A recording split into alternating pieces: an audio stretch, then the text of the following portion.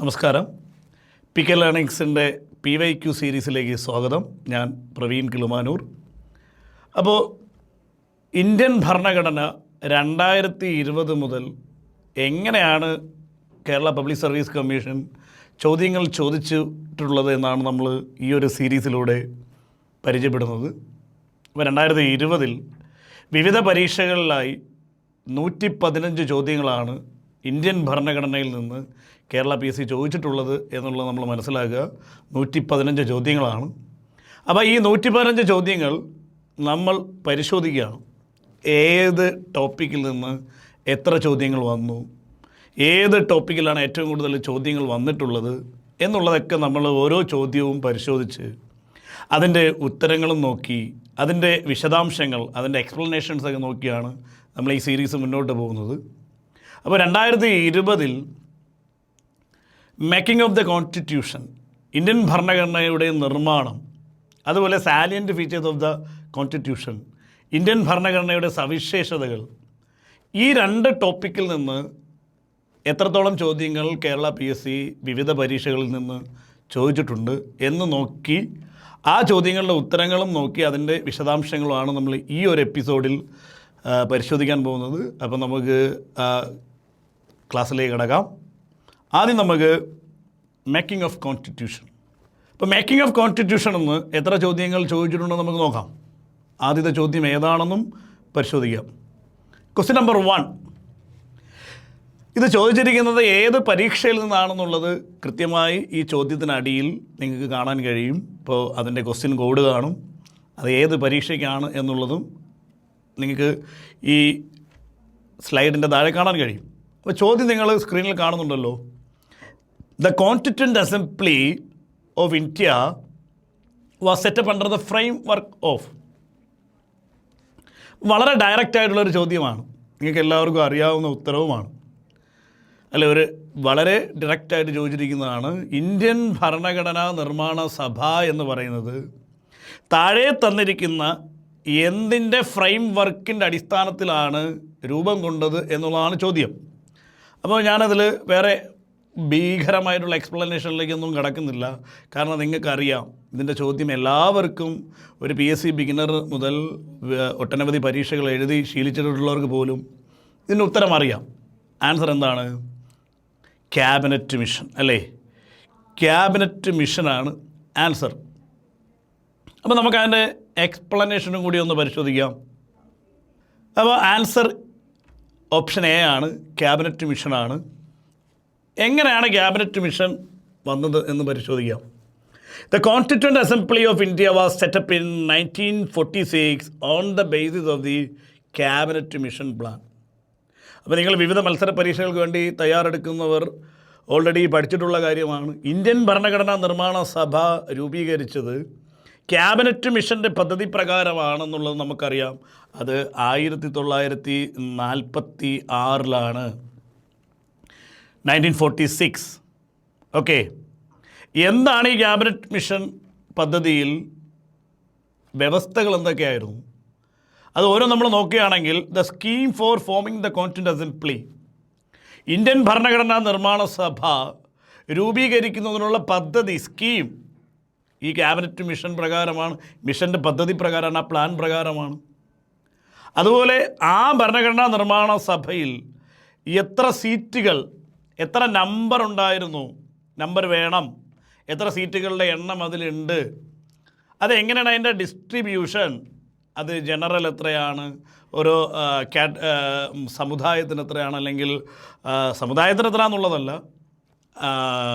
ഏത് ജനറൽ കാറ്റഗറിയിൽപ്പെട്ടവർക്ക് എത്ര, അങ്ങനെ ഇതിൻ്റെ ഒരു ഡിസ്ട്രിബ്യൂഷൻ. അപ്പോൾ ഇതിൻ്റെ സീറ്റുകളുടെ എണ്ണം, ഓക്കെ, സീറ്റുകളുടെ എണ്ണം, അത് എത്ര വീതമാണ്, അതിൻ്റെ ഡിസ്ട്രിബ്യൂഷൻ എങ്ങനെയാണ്, ഇതൊക്കെ ഈ പദ്ധതിയിൽ ഉണ്ടായിരുന്നതാണ്. അതുപോലെ തന്നെ മെത്തേഡ് ഓഫ് ഇലക്ഷൻ, ഇന്ത്യൻ ഭരണഘടനാ നിർമ്മാണ സഭയിലേക്ക് നമുക്കറിയാം ബ്രിട്ടീഷ് പ്രൊവിൻസുകളിൽ നിന്ന് തിരഞ്ഞെടുക്കപ്പെട്ടാണ് വന്നിരിക്കുന്നത് അംഗങ്ങൾ.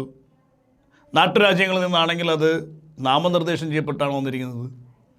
അപ്പോൾ ഈ ബ്രിട്ടീഷ് പ്രൊവിൻസിൽ നിന്ന് വന്ന തിരഞ്ഞെടുക്കപ്പെട്ടവർ ഏത് രീതിയിലുള്ള തിരഞ്ഞെടുപ്പിലൂടെയാണ് ഭരണഘടനാ നിർമ്മാണ സഭയിലേക്ക് വന്നത്, അത് ഈ സ്കീമിലുണ്ടായിരുന്നു, ഈ പദ്ധതിയിലുണ്ടായിരുന്നു. എങ്ങനെയാണ് ഇലക്ഷൻ? അത് ഡിറക്റ്റ് ഇലക്ഷൻ അല്ല, ഇൻഡിറക്റ്റ് ഇലക്ഷനാണ്. അതായത് പരോക്ഷമായി തിരഞ്ഞെടുക്കുന്നതാണ്, ജനങ്ങൾ നേരിട്ട് തിരഞ്ഞെടുക്കുന്ന പ്രത്യക്ഷ തിരഞ്ഞെടുപ്പല്ലായിരുന്നു എന്നും അത് പ്രൊവിൻഷ്യൽ അസംബ്ലികൾ, അതായത് അന്നുണ്ടായിരുന്ന പ്രവിശ്യകളിലെ നിയമനിർമ്മാണ സഭകളിൽ നിന്ന് അംഗങ്ങൾ, അവരിൽ നിന്ന് തിരഞ്ഞെടുക്കപ്പെടുന്ന അംഗങ്ങളാണ് ഭരണഘടനാ നിർമ്മാണ സഭയിലേക്ക് വന്നത്. അപ്പോൾ ഇത്തരം പ്രൊവിഷനുകൾ, വ്യവസ്ഥകളൊക്കെ തന്നെ ഈ ക്യാബിനറ്റ് മിഷൻ പദ്ധതിയിൽ തന്നെ, ആ മിഷൻ്റെ പദ്ധതിയിൽ, പ്ലാനിൽ തന്നെ ഉണ്ടായിരുന്നു. എന്തൊക്കെയായിരുന്നു? Scheme of foaming the constituent assembly, ഭരണഘടനാ നിർമ്മാണ സഭ ഫോം ചെയ്യാനുള്ള, രൂപീകരിക്കാനുള്ള പദ്ധതി. അതുപോലെ തന്നെ ഭരണഘടനാ നിർമ്മാണ സഭയിലെ സീറ്റുകളുടെ, അംഗങ്ങളുടെ എണ്ണം, അതിൻ്റെ ഡിസ്ട്രിബ്യൂഷൻ, അതിൻ്റെ വിതരണം എങ്ങനെയാണ്, ആ സീറ്റുകൾ എങ്ങനെയാണ് ഡിസ്ട്രിബ്യൂട്ട് ചെയ്തിരിക്കുന്നത്, ഭരണഘടനാ നിർമ്മാണ സഭയിലേക്ക് അംഗങ്ങൾ എത്തിയിരിക്കുന്നത്, അതായത് ബ്രിട്ടീഷ് പ്രൊവിൻസുകളിൽ നിന്ന് ഉള്ള എലക്ഷൻ എങ്ങനെയായിരുന്നു, അത് ഇൻഡയറക്റ്റ് ആണെന്നും പ്രൊവിൻഷ്യൽ അസംബ്ലിയിൽ നിന്നാണ് എന്നുള്ളത് ഉൾപ്പെടെ എല്ലാം ക്യാബിനറ്റ് മിഷൻ പദ്ധതിയിൽ ഉണ്ടായിരുന്നു. ഈ ചോദ്യത്തിലെ മറ്റൊരു ഓപ്ഷൻ നോക്കുകയാണ് സൈമൺ കമ്മീഷൻ 1927. ഇപ്പോൾ സൈമൺ കമ്മീഷനെ കുറിച്ച് പറയുകയാണെങ്കിൽ, സൈമൺ കമ്മീഷൻ എന്ന് പറയുന്നത് ഇന്ത്യൻ ഭരണഘടനാ നിർമ്മാണ സഭയുമായി യാതൊരു ബന്ധവുമില്ല. സൈമൺ കമ്മീഷൻ എങ്ങനെയാണ് രൂപീകരിക്കുന്നത്? 1919 ഗവൺമെൻറ് ഓഫ് ഇന്ത്യ ആക്ട്, ഈ ആക്റ്റിലൊരു പ്രൊവിഷനാണ്. ആ ആക്ട് നടപ്പിലാക്കി 10 വർഷങ്ങൾക്ക് ശേഷം അതിൻ്റെ പ്രവർത്തനം എങ്ങനെയാണെന്ന് പഠിക്കുവാനും അതിന്മേൽ റിപ്പോർട്ട് സമർപ്പിക്കുവാനും വേണ്ടി ഒരു കമ്മീഷനെ നിയോഗിക്കണമെന്ന് 1919 ഗവൺമെൻറ് ഓഫ് ഇന്ത്യ ആക്റ്റിലൊരു പ്രൊവിഷനായിരുന്നു. അപ്പോൾ it was set up to recommend constitutional reforms under the government of India act 1990, not to propose a constituent assembly. ഭരണഘടനാ നിർമ്മാണ സഭ പ്രപ്പോസ് ചെയ്യാനൊന്നും അല്ലായിരുന്നു സൈമൺ കമ്മീഷനെ ഫോം ചെയ്തത്. സൈമൺ കമ്മീഷൻ എന്ന് പറയുന്നത് 1919 ഗവൺമെൻറ് ഓഫ് ഇന്ത്യ ആക്റ്റിൽ ഒരു പ്രൊവിഷൻ പ്രകാരം ഫോം ചെയ്യുന്ന കമ്മീഷനാണ്. ആ കമ്മീഷൻ്റെ ചുമതല എന്ന് പറയുന്നത് ഭരണഘടനാ പരിഷ്കാരങ്ങൾ, കോൺസ്റ്റിറ്റ്യൂഷണൽ റിഫോംസ്, അതായത് ആ കാലഘട്ടത്തിലെ ഭരണഘടന, ബ്രിട്ടീഷ് ഇന്ത്യ ഭരിക്കുന്ന ആ ഘടന, അതിൻ്റെ പരിഷ്കാരങ്ങൾ നിർദ്ദേശിക്കുന്നതുമായി ബന്ധപ്പെട്ടാണ് സൈമൺ കമ്മീഷനെ അന്ന് നിയോഗിച്ചത്. അപ്പോൾ അതും ഇന്ത്യൻ ഭരണഘടനാ നിർമ്മാണ സഭയുമായി യാതൊരു ബന്ധവുമില്ല എന്നുള്ളത് മനസ്സിലാക്കുക. ഇനി അതിൽ ഇന്ത്യൻ മെമ്പേഴ്സ് ഒന്നും തന്നെ ഇല്ലായിരുന്നു, ഇന്ത്യക്കാരായിട്ടുള്ള അംഗങ്ങളൊന്നും തന്നെ സൈമൺ കമ്മീഷനിൽ ഇല്ലായിരുന്നു. It had nothing to do with the formation of a constituent assembly. ഞാൻ നേരത്തെ പറഞ്ഞതുപോലെ ഭരണഘടനാ നിർമ്മാണ സഭയുമായി ബന്ധപ്പെട്ട് യാതൊരുവിധ ബന്ധവും സൈമൺ കമ്മീഷനില്ല. അന്നത്തെ ഭരണഘടനാ പരിഷ്കാരങ്ങളെക്കുറിച്ച് നിർദ്ദേശങ്ങൾ പഠിക്കുവാനും നിർദ്ദേശങ്ങൾ സമർപ്പിക്കുവാനുമായിട്ടാണ് സൈമൺ കമ്മീഷനെ ഫോം ചെയ്തതെന്നുള്ളതും അത് 1919 ഗവൺമെൻറ് ഓഫ് ഇന്ത്യ ആക്ടിൻ്റെ പ്രൊവിഷനാണെന്നുള്ളതും കൂടി മനസ്സിലാക്കുക. ഓക്കെ, ഇനി അതിൽ നമ്മൾ അറിഞ്ഞിരിക്കേണ്ട മറ്റൊരു ഓപ്ഷനാണ് ക്രിസ് മിഷൻ. 1942 ഫോം ചെയ്ത ക്രിസ് മിഷൻ എന്ന് പറയുന്നത്. ഇനി ക്രിസ് മിഷൻ ഇന്ത്യയിലേക്ക് വന്നത് എന്ത് നിർദ്ദേശങ്ങളുമായിട്ടാണെന്നാണ് നമ്മൾ അറിഞ്ഞിരിക്കേണ്ടത്. എന്ത് നിർദ്ദേശവുമായിട്ടാണ്? രണ്ടാം ലോക മഹായുദ്ധത്തിന് ശേഷം ഇന്ത്യക്ക് ഒരു ഡൊമിനിയൻ സ്റ്റാറ്റസ്, അതായത് പുത്രികാ രാജ്യ പദവി നൽകാമെന്നും അതുപോലെ തന്നെ അതിനുശേഷം അഡോപ്റ്റ് ചെയ്യേണ്ട ഒരു constitution, it proposed a constitution making body but not the constituent assembly of 1946. രണ്ടാം ലോക മഹായുദ്ധത്തിന് ശേഷം ഇന്ത്യക്ക് ഒരു പുത്രികാ രാജ്യ പദവി നൽകാമെന്നും ആ സമയത്ത് കൈക്കൊള്ളേണ്ട അല്ലെങ്കിൽ ആ സമയത്ത് സ്വീകരിക്കേണ്ട ഭരണഘടന നിർമ്മിക്കുന്നതിനായിട്ട് ഒരു കോൺസ്റ്റിറ്റ്യൂഷൻ മേക്കിംഗ് ബോഡി, ആ നിർദ്ദേശമായിട്ടാണ് ക്രിസ് മിഷൻ ഇന്ത്യയിലേക്ക് വരുന്നത്. അതും ഇന്ത്യൻ ഭരണഘടനാ നിർമ്മാണ സഭ, അതായത് നമ്മുടെ 1946 ഭരണഘടനാ നിർമ്മാണ സഭയുമായി ബന്ധമില്ല. കാരണം ഈ ഒരു പദ്ധതി അല്ലെങ്കിൽ ഈ മിഷൻ, അവരുടെ നിർദ്ദേശങ്ങൾ അന്ന് ഇന്ത്യൻ നാഷണൽ കോൺഗ്രസും മുസ്ലിം ലീഗും ഒക്കെ എതിർത്തതിൻ്റെ ഫലമായി ഇത് പരാജയപ്പെടുകയാണ് ഉണ്ടായത്. കാരണം അത് എതിർക്കാനുള്ള കാരണം പ്രധാനമായി മുസ്ലിം ലീഗ് ആവശ്യപ്പെട്ടത് 2 ഡൊമിനിയൻ വേണം വിത്ത് സെപ്പറേറ്റ് കോൺസ്റ്റിറ്റ്യൂന്റ് അസംബ്ലീസ്. അതായത് പാകിസ്ഥാൻ എന്നുള്ളൊരു ഡൊമിനിയനും വേണം, ഒരു പുത്രികാ രാജ്യവും വേണം, ഇന്ത്യ എന്ന് പറയുന്ന മറ്റൊരു പുത്രികാ രാജ്യവും, രണ്ടിനും 2 കോൺസ്റ്റിറ്റ്യൂന്റ് അസംബ്ലി വേണം എന്നുള്ള രീതിയിൽ നിർബന്ധം പിടിച്ചതിനാൽ തന്നെ അത് പ്രാഥമികമായി മുസ്ലിം ലീഗ് എതിർക്കുകയും ഇന്ത്യൻ നാഷണൽ കോൺഗ്രസ് ഉൾപ്പെടെ അത് പിന്നീട് എതിർക്കുകയും അത് പരാജയപ്പെടുകയാണ് ചെയ്തത് ക്രിസ് മിഷൻ. ഓക്കെ. അപ്പോൾ ക്രിസ് മിഷൻ പരാജയപ്പെട്ടത് കൊണ്ട് തന്നെ അന്ന് ക്രിസ് മിഷനെ ഗാന്ധിജി പ്രത്യേക രീതിയിൽ എന്ത് ചെയ്തു, വിശേഷിപ്പിച്ചിട്ടുണ്ട്. ആ വിശേഷണം നിങ്ങൾ കമൻറ്റ് ബോക്സിൽ എന്താണ് ഗാന്ധിജി ക്രിസ് മിഷനെ, ഈ ക്രിസ് മിഷൻ പരാജയപ്പെട്ടത് കൊണ്ട് തന്നെ ഏത് രീതിയിലാണ് ഗാന്ധിജി അന്ന് ക്രിസ് മിഷനെ അഭിസംബോധന ചെയ്ത് എന്നുള്ളത് നിങ്ങൾ കമൻറ്റ് ബോക്സിൽ രേഖപ്പെടുത്തുക. ഓക്കെ. അപ്പോൾ അതും ഇന്നത്തെ നമ്മൾ ഈ കാണുന്ന നമ്മുടെ ഭരണഘടന രൂപീകരിച്ച് 1946 ഫോം ചെയ്ത ഭരണഘടനാ നിർമ്മാണ സഭയുമായി ബന്ധമില്ല. അന്ന് ഇന്ത്യൻ നാഷണൽ കോൺഗ്രസും മുസ്ലിം ലീഗും ഒക്കെ തന്നെ ഇത് എതിർത്തത് കൊണ്ട് തന്നെ ഇതൊരു പരാജയപ്പെട്ടു പോവുകയാണ് ചെയ്തത്. പിന്നെ ഓപ്ഷനിലുള്ളതെന്ന് പറയുന്നത് മൗണ്ട് ബാറ്റൻ പ്ലാനാണ് അല്ലേ? നിങ്ങൾ ആ ക്വസ്റ്റ്യനിൽ മറ്റൊരു ഓപ്ഷൻ കണ്ടത് മൗണ്ട് ബാറ്റൻ പ്ലാനാണ്. 1947 ജൂൺ 3 ഈ പ്ലാൻ പ്രസിദ്ധീകരിക്കുന്നത് അല്ലേ? അതുകൊണ്ട് തന്നെ അതിനെ ജൂൺ 3 പ്ലാൻ എന്നും അറിയപ്പെടുന്നു. എന്തെന്ന് അറിയപ്പെടുന്നു? June 3 plan. കാരണം 1947 ജൂൺ മാസം 3-ാം തീയതിയാണ് ഈ പ്ലാൻ പബ്ലിഷ് ചെയ്യുന്നത്. എന്തായിരുന്നു ഈ പ്ലാനിൻ്റെ പ്രത്യേകത? ഇതിൻ്റെ കോർ ആയിട്ടുള്ള വ്യവസ്ഥ എന്തായിരുന്നുള്ളത്? Its main focus was the partition of India and transfer of power. അപ്പോൾ ജൂൺ 3 പ്ലാൻ അല്ലെങ്കിൽ മൗണ്ട് ബാറ്റൻ പ്ലാൻ എന്നറിയപ്പെടുന്ന ഈ പ്ലാനും ഇന്ത്യൻ ഭരണഘടനാ നിർമ്മാണ സഭയായിട്ട് യാതൊരു ബന്ധവുമില്ല. അത് നിങ്ങൾ മനസ്സിലാക്കുക. കാരണം ഓൾറെഡി 1946 ഡിസംബർ മാസം 9-ാം തീയതി ആദ്യ സമ്മേളനം ഇന്ത്യൻ ഭരണഘടനാ നിർമ്മാണ സഭ കൂടിയിട്ടുണ്ട്. അതായത് ഈ ജൂൺ 3 പ്ലാൻ അല്ലെങ്കിൽ മൗണ്ട് ബാറ്റൻ പ്ലാൻ സമയത്ത് ഓൾറെഡി നമുക്ക് ഭരണഘടനാ നിർമ്മാണ സഭയുണ്ട്. അപ്പോൾ അതും നമ്മുടെ ആ ഭരണഘടനാ നിർമ്മാണ സഭയുമായി യാതൊരു ബന്ധവുമില്ല. Okay.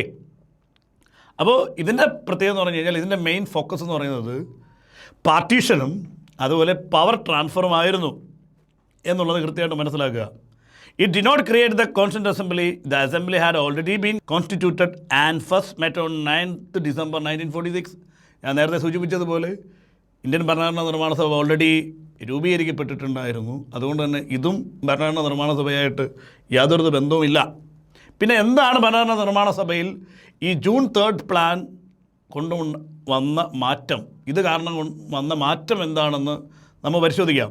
The plan affected the existing assembly by providing for its division in 2 bodies. ഈ പ്ലാൻ കാരണം ഇന്ത്യൻ ഇൻഡിപെൻഡൻസ് ആക്ട് ഇത് പ്രകാരമാണ്, അല്ലെങ്കിൽ ഈ ജൂൺ 3 പദ്ധതി പ്രകാരമാണ് പിന്നീട് ഇന്ത്യൻ ഇൻഡിപെൻഡൻസ് ആക്ട് പാസ്സാക്കുന്നത്.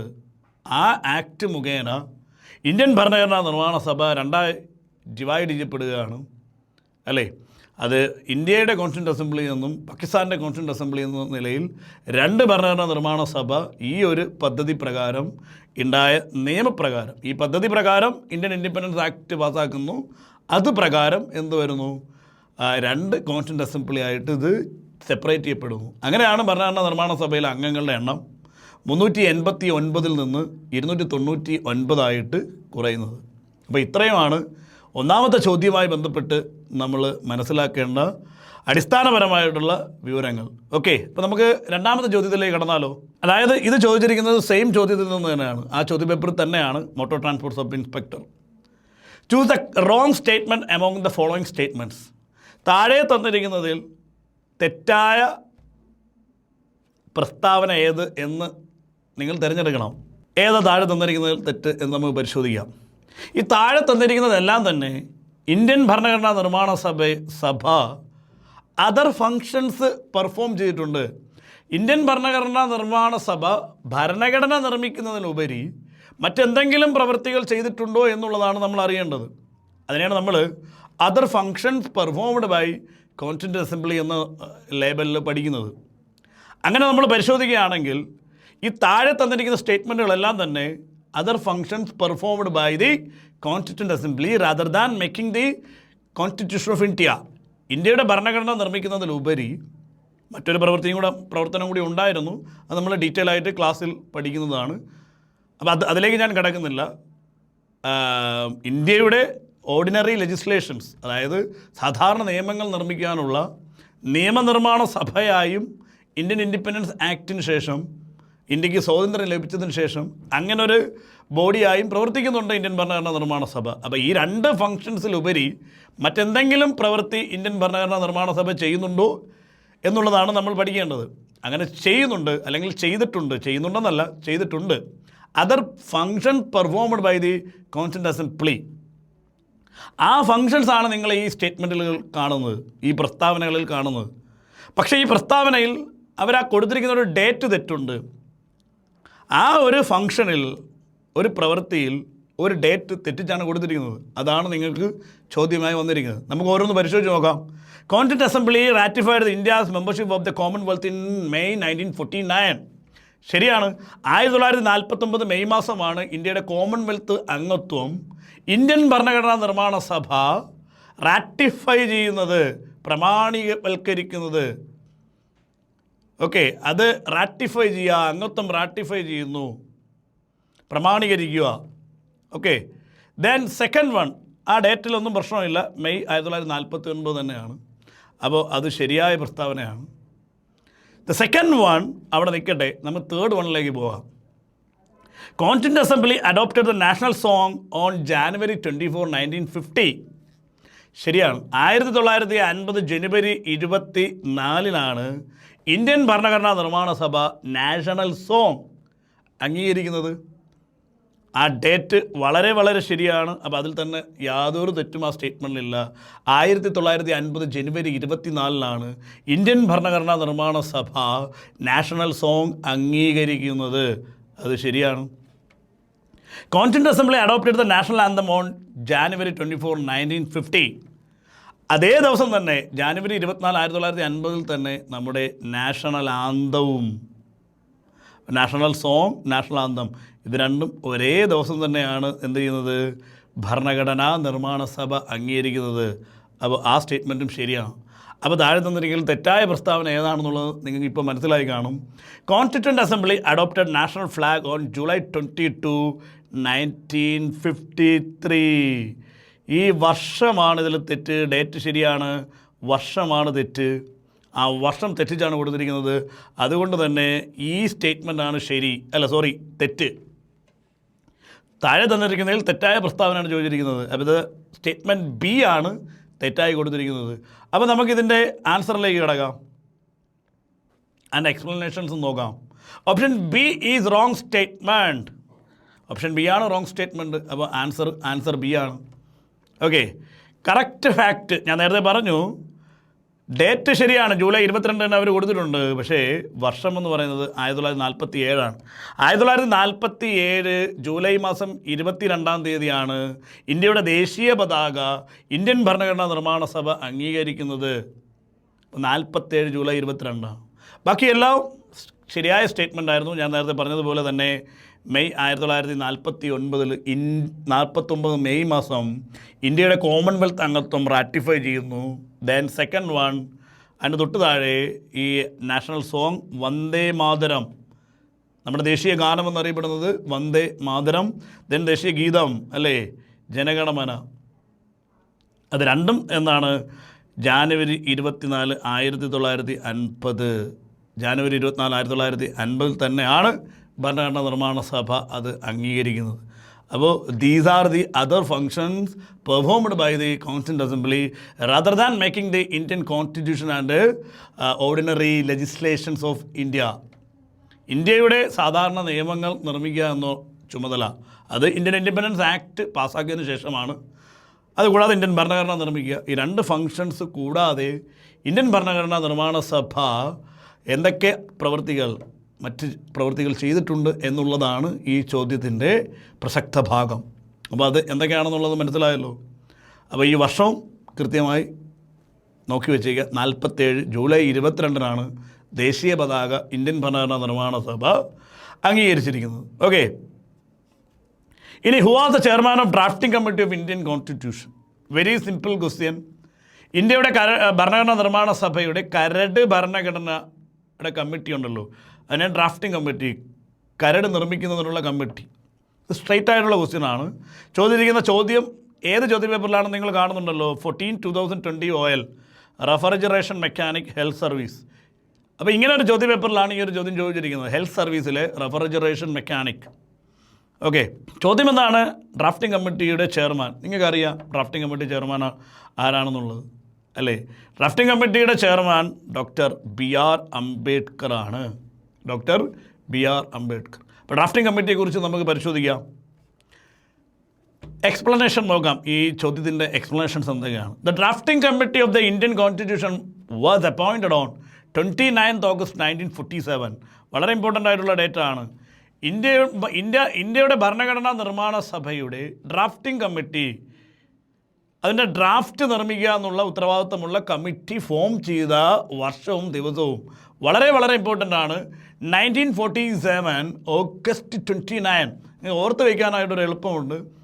ദേശീയ കായിക ദിനമാണ് August 29, അല്ലേ? നിങ്ങൾ മത്സര പരീക്ഷകൾക്ക് വേണ്ടി പഠിക്കുന്ന ഒരു ദിവസമാണ്, അല്ലേ, ദേശീയ കായിക ദിനം. അപ്പോൾ ആ ഒരു ദിനമാണ് ഇന്ത്യയുടെ കരട് ഭരണഘടന നിർമ്മിക്കുവാൻ ഉത്തരവാദിത്തപ്പെട്ട ഡ്രാഫ്റ്റിംഗ് കമ്മിറ്റി രൂപീകരിച്ചത് എന്ന് പഠിച്ചു വയ്ക്കുക. ദേശീയ കായിക ദിനം. അപ്പോൾ 1947 August 29 ഡ്രാഫ്റ്റിംഗ് കമ്മിറ്റി ഫോം ചെയ്തിരിക്കുന്നത്. And it consisted of 7 members. 7 അംഗങ്ങളാണ് അതിൽ ഉണ്ടായിരുന്നുള്ളതുകൊണ്ട് നമ്മൾ മനസ്സിലാക്കുക. Doctor B R Ambedkar was appointed as is chairman. ഈ 7 അംഗങ്ങളുള്ള കരട് ഭരണഘടന നിർമ്മിക്കുന്നതിനുള്ള ആ കമ്മിറ്റി, ഡ്രാഫ്റ്റിംഗ് കമ്മിറ്റി, അതിൻ്റെ chairman doctor B R Ambedkar ആയിരുന്നു. അദ്ദേഹമാണ് ഇതിൻ്റെ ഡ്രാഫ്റ്റ് ഉണ്ടാക്കാനുള്ള ഗൈഡൻസ് നൽകുന്നതും അതിൻ്റെ ലീഗൽ പ്രൊവിഷൻസൊക്കെ, അതിൻ്റെ നിയമപരമായിട്ടുള്ള വ്യവസ്ഥകൾക്കൊക്കെ ക്ലാരിഫിക്കേഷൻ നൽകിയതൊക്കെ ഇദ്ദേഹമാണ്. അപ്പോൾ ഈ കമ്മിറ്റിയുടെ ചുമതല വഹിച്ചിരുന്ന ചെയർമാൻ ആയിരുന്നത് കൊണ്ട് തന്നെ ഏറ്റവും ഇമ്പോർട്ടൻ്റ് ആയിട്ടുള്ള കമ്മിറ്റി, ഏറ്റവും സിഗ്നിഫിക്കൻ്റ് ആയിട്ടുള്ള കമ്മിറ്റി ആയിരുന്നത് കൊണ്ട് തന്നെ അതിൻ്റെ ആയിരുന്ന ബി ആർ അംബേദ്കറിനെ നമ്മൾ എന്തെന്ന് വിളിക്കുന്നു? Father of the Indian constitution. Indian ഭരണഘടനയുടെ പിതാവെന്നും chief architect of the Indian constitution, Indian ഭരണഘടനയുടെ ചീഫ് ആർക്കിടെക്റ്റ്, മുഖ്യശില്പി. അപ്പോൾ പിതാവെന്ന് വിളിക്കുന്നു, മുഖ്യശില്പി എന്ന് വിളിക്കുന്നു, ചീഫ് ആർക്കിടെക്റ്റ്. അതേപോലെ തന്നെ മോഡേൺ മനു, അതായത് നേരത്തെ ഉണ്ടായിരുന്ന മനുസംഹിത ഉണ്ടല്ലോ, മനുസ്മൃതി, അതൊരു നിയമസംഹിതയായിരുന്നു മനുസ്മൃതി എന്ന് പറയുന്നത്. അത് എഴുതിയ ആളിനെ നിങ്ങൾക്കറിയാം, മനു, അല്ലേ? അപ്പോൾ മോഡേൺ ഇന്ത്യയിലെ, ആധുനിക ഇന്ത്യയിലെ നിയമസംഹിതയായ ഇന്ത്യൻ ഭരണഘടനയുടെ ശില്പി ആയതുകൊണ്ട് തന്നെ അദ്ദേഹത്തെ മോഡേൺ മനു എന്നും വിളിക്കുന്നു. അപ്പോൾ chief architect of the Indian constitution, Indian ഭരണഘടനയുടെ മുഖ്യശില്പി, father of the Indian constitution, Indian ഭരണഘടനയുടെ പിതാവ്, മോഡേൺ മനു, ആധുനിക മനു എന്നൊക്കെ അറിയപ്പെടുന്നത് ഡ്രാഫ്റ്റിംഗ് കമ്മിറ്റിയുടെ ചെയർമാനായിരുന്ന ഡോക്ടർ ബി ആർ അംബേദ്കറാണ്. ഇനി ഇതേ ക്വസ്റ്റ്യനിലെ മറ്റ് ഓപ്ഷൻസ് ആണ് രാജേന്ദ്ര പ്രസാദ്. നിങ്ങൾക്കറിയാം, രാജേന്ദ്ര പ്രസാദ് എന്ന് പറയുന്നത് ഡ്രാഫ്റ്റിംഗ് കമ്മിറ്റിയിലെ അംഗം പോലും അല്ലായിരുന്നു, മറിച്ച് ആരായിരുന്നു? ഇന്ത്യൻ ഭരണഘടനാ നിർമ്മാണ സഭയുടെ അധ്യക്ഷനായിരുന്നു. He was the president of the constituent assembly, not the chairman of the drafting committee. ചെയർമാനല്ല, അംഗം പോലും അല്ലായിരുന്നു ഡ്രാഫ്റ്റിംഗ് കമ്മിറ്റിയിൽ, അല്ലേ? Later became the first president of India. അദ്ദേഹമാണ് ഇന്ത്യയുടെ ആദ്യത്തെ രാഷ്ട്രപതിയായത്. ഓക്കെ, പിന്നെ ആ ഓപ്ഷനിലുള്ളതാണ് Jawaharlal Nehru. He moved the objective resolution. Indian ഭരണഘടനയുടെ ആമുഖത്തിന് അടിസ്ഥാനമായിട്ടുള്ള, പിന്നീട് ഇന്ത്യൻ ഭരണഘടനയുടെ ആമുഖമായി മാറിയ ഭരണഘടനാ നിർമ്മാണ സഭയിൽ അവതരിപ്പിക്കപ്പെട്ട ലക്ഷ്യപ്രമേയം അല്ലെങ്കിൽ ഒബ്ജക്റ്റീവ് റെസൊല്യൂഷൻ, ഇത് ഭരണഘടനാ നിർമ്മാണ സഭയിൽ അവതരിപ്പിച്ച വ്യക്തിയാണ് Jawaharlal Nehru. He moved the objective resolution basis of the preamble. പിന്നീട് ഇന്ത്യൻ ഭരണഘടനയുടെ ആമുഖത്തിൻ്റെ അടിസ്ഥാനമായി മാറിയ ലക്ഷ്യപ്രമേയം ഇന്ത്യൻ ഭരണഘടനാ നിർമ്മാണ സഭയിൽ അവതരിപ്പിച്ച വ്യക്തിയാണ് Jawaharlal Nehru. Served as India's first prime minister. പിന്നീട് അദ്ദേഹം ഇന്ത്യയുടെ ആദ്യത്തെ പ്രഥമ പ്രധാനമന്ത്രിയായി. Not a member of the drafting committee. Drafting കമ്മിറ്റിയുടെ മെമ്പറേ അല്ലായിരുന്നു. ദെൻ ആ ക്വസ്റ്റ്യനിലുള്ള അടുത്ത ഓപ്ഷനാണ് K M Munshi. He was a member of the drafting committee. He was a member of the drafting committee. Drafting committee മെമ്പറായിരുന്നു മുൻഷി. അപ്പോൾ നമുക്ക് ഡ്രാഫ്റ്റിംഗ് കമ്മിറ്റിയിലെ അംഗങ്ങളെ ഒന്ന് പരിശോധിക്കാം. Members of drafting committee: doctor B R, ഞാൻ പറഞ്ഞല്ലോ 7 അംഗങ്ങളായിരുന്നു ഉണ്ടായിരുന്നത്. Doctor B R Ambedkar chairman, N Gopalaswami Ayyangar, Alladi Krishnaswami Iyer, നിങ്ങളുടെ ഓപ്ഷനിലുണ്ടായിരുന്ന K M Munshi, then Syed Mohammad Saadulla, N Madhava Rao. N Madhava Rao എന്ന് പറയുന്നത് ബി എൽ മിറ്റർ, അതായത് അനാരോഗ്യം കാരണം, അസുഖത്തെ തുടർന്ന് ആരോഗ്യ പ്രശ്നങ്ങൾ കാരണം ഭരണഘടനാ നിർമ്മാണ സഭയിൽ നിന്ന്, കരട് ഭരണഘടനാ നിർമ്മാണ സഭയുടെ കരട് നിർമ്മിക്കാനുള്ള കമ്മിറ്റി ഉണ്ടല്ലോ, ഡ്രാഫ്റ്റിംഗ് കമ്മിറ്റി, ആ ഡ്രാഫ്റ്റിംഗ് കമ്മിറ്റിയിൽ നിന്ന് അനാരോഗ്യം കാരണം മാറി നിന്ന B L Mitter resigned due to ill health. രാജിവെക്കുകയാണ് ഉണ്ടായത്. അതിനുശേഷം വന്ന ആളാണ് എൻ മാധവറാവു. ഇപ്പോൾ എൻ മാധവറാവു ബി എൽ മിറ്ററിന് പകരം വന്ന ആളാണ്. ബി എൽ മിറ്റർ റിസൈൻ ചെയ്യാനുണ്ടായത്, അനാരോഗ്യം കാരണം രാജിവെക്കാനുണ്ടായത്. Then T T Krishnamachari, he replaced D P Khaitan. Okay, അപ്പോൾ ദെൻ ടി ടി കൃഷ്ണമാചാരി, അപ്പോൾ he replaced D P Khaitan who died in 1948. 1948 മരണപ്പെട്ട ഡി പി കൈതാന് പകരമാണ് ടി ടി കൃഷ്ണമാചാരി വന്നിരിക്കുന്നത്. അപ്പോൾ ഇവർ 7 പേരുമാണ് നമ്മുടെ ഡ്രാഫ്റ്റിംഗ് കമ്മിറ്റി അംഗങ്ങളെന്ന് പറയുന്നത്. ഓക്കെ, അപ്പോൾ ഈ ചോദ്യം ഡ്രാഫ്റ്റിംഗ് കമ്മിറ്റിയുടെ ചെയർമാൻ ആയിരുന്നുള്ളായിരുന്നു. അത് നിങ്ങൾക്കറിയാം, ഡോക്ടർ ബി ആർ അംബേദ്കർ ആയിരുന്നു ഡ്രാഫ്റ്റിംഗ് കമ്മിറ്റിയുടെ ചെയർമാൻ. അടുത്ത ക്വസ്റ്റ്യനിലേക്ക് കിടക്കുകയാണ്. Name the body which framed Indian constitution. Very nice question അല്ലേ, വെരി ഡിറക്റ്റ് ക്വസ്റ്റ്യൻ. നല്ല മനോഹരമായൊരു ചോദ്യം, പക്ഷേ ഡിറക്റ്റ് ചോദ്യമാണ് അല്ലേ. അതും ഇത് സെയിം ചോദ്യ പേപ്പറിൽ വന്നതാണ്. Refrigeration mechanic health service. വളരെ മനോഹരമായൊരു ചോദ്യം, വെരി സിമ്പിൾ ചോദ്യം. Name the body which framed Indian constitution. Indian ഭരണഘടന നിർമ്മിച്ച ബോഡി ആരാണെന്നുള്ളതാണ്. ഇന്ത്യൻ ഭരണഘടന നിർമ്മിച്ചത് ആരാണ്? പാർലമെൻറ്റാണോ? അല്ല. രാജ്യസഭയാണോ? അല്ല. ലോക്സഭയാണോ? അല്ല. ഇന്ത്യൻ ഭരണഘടന എന്ന് പറയുന്നത് ഒരു റിട്ടൺ കോൺസ്റ്റിറ്റ്യൂഷനാണ്, ഒരു ലിഖിത ഭരണഘടനയാണ്. ലിഖിത ഭരണഘടന എന്ന് പറഞ്ഞു കഴിഞ്ഞാൽ ഒരു ഭരണഘടന നിർമ്മിക്കുന്നതിന് വേണ്ടി, ആ ഒരു പർപ്പസിന് വേണ്ടി ഒരു ബോഡി ക്രിയേറ്റ് ചെയ്യുക, കോൺസ്റ്റിറ്റ്യൂട്ട് ചെയ്യുക. അത് ഭരണഘടന നിർമ്മിക്കുന്ന നിർമ്മാണ സഭ.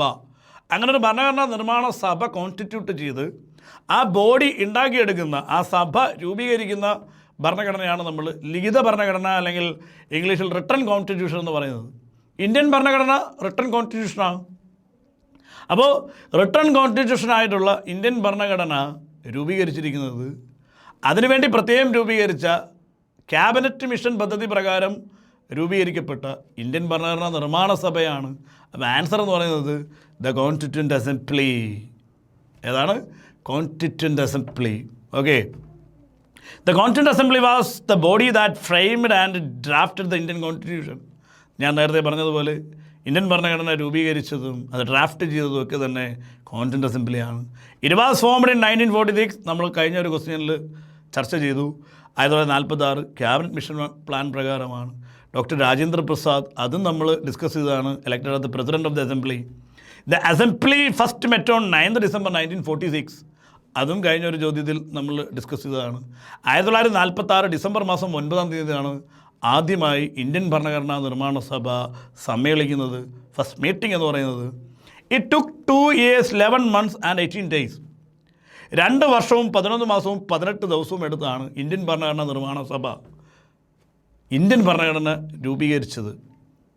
അത് പല പുസ്തകങ്ങളിലും നിങ്ങൾ ലാസ്റ്റ് 18 പകരം 17 എന്നൊക്കെ കാണും. അത് തെറ്റൊന്നുമില്ല, കാരണം അത് തലേ ദിവസം വരെ നവംബർ 25 വരെ എടുത്തു കഴിഞ്ഞാൽ അത് നമുക്ക് 17 ദിവസമാണ്. എന്നാൽ എം ലക്ഷ്മികാന്തിൻ്റെ ടെക്സ്റ്റ് ബുക്കിനകത്ത് നവംബർ 26 വരെയുള്ള ദിവസം കൗണ്ട് ചെയ്തിട്ടുണ്ട്. 1949 നവംബർ 26 വരെയുള്ളതും ആ ഒരു ഡേയും കൂടെ കൗണ്ട് ചെയ്ത് കഴിഞ്ഞാൽ അത് 18 ദിവസമാവും. അപ്പോൾ എം ലക്ഷ്മികാന്തിനകത്ത് 18 ദിവസം തന്നെയാണ്. അപ്പോൾ 2 വർഷവും 11 മാസവും 18 ദിവസവും. The Constitution was adopted on 26th November 1949 and came into force on 26th January 1950. 1949 November 26 Indian ഭരണഘടന അംഗീകരിക്കുകയാണ്. ആര്? ഭരണഘടനാ നിർമ്മാണ സഭ അംഗീകരിക്കുന്നു, അല്ലെങ്കിൽ സ്വീകരിക്കുന്നു, അഡോപ്റ്റ് ചെയ്യുന്നു. അതിനുശേഷം 1950 ജനുവരി 26 അത് നിലവിൽ വരുന്നു. അതിൻ്റെ കുറച്ച് പ്രൊവിഷൻസൊക്കെ ഇമ്മീഡിയറ്റ് എഫക്റ്റിൽ പ്രാബല്യത്തിൽ വരുന്നുണ്ട്. അതൊക്കെ നമ്മൾ ക്ലാസ്സിൽ ഡിസ്കസ് ചെയ്യുന്നതാണ്.